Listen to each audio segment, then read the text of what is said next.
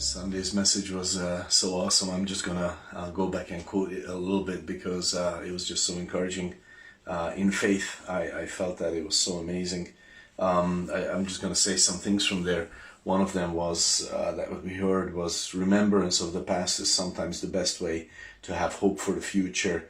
And then more on that. Wisdom of God is sometimes fully seen only when we look back. So remembrance of the past is sometimes the best way to have hope for the future, especially if we look back and we see the wisdom of God in that past. And welcome to the simple truth from the Word of God. And I felt that was such a great, just an amazing message, encouraging in faith. And 1 Corinthians 2, 4 through 7 was a large part of it, but I'm not going to focus on that. I just want to say the simple truth. When we are called by God to walk in faith, many times we have many reasons that to not walk by faith, trusting God. But one of them is really that we are unsure about His ways. We are uncertain. We know Isaiah 55 and we know what it says about our ways and God's ways. But when we experience it, when God says, I don't know what I should say, for example, do not steal. And then we say, well, everybody steals. And then God says, yeah, walk in faith, trust me. And we say, well, how is that better? Everybody steals and they are more rich than I am, and how does that work? Or, do not live in your anger as a man towards your wife or your child. And I say, but if I feel so righteous about it. And then God says, yeah, and I want you to live in faith and I want you to trust me. And, so often we would say, I don't know how that's going to be better.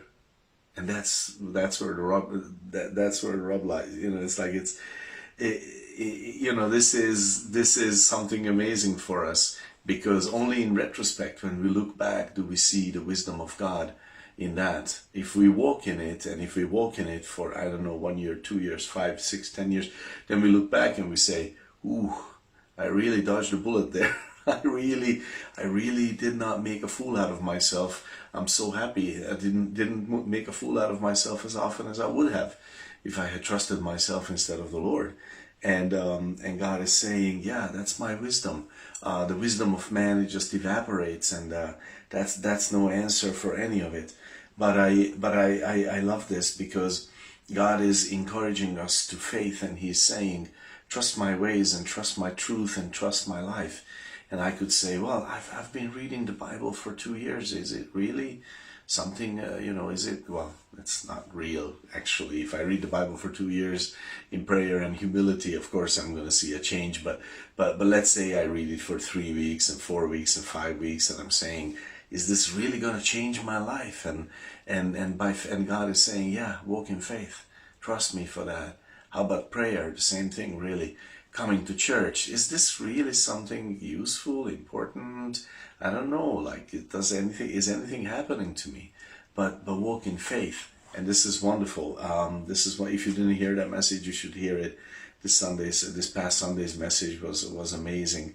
Once we look back, we will see God's wisdom. But right now, it's only faith left for us. But it's an amazing faith, because in Galatians 2:20 it says, I live this life by the faith of the Son of God.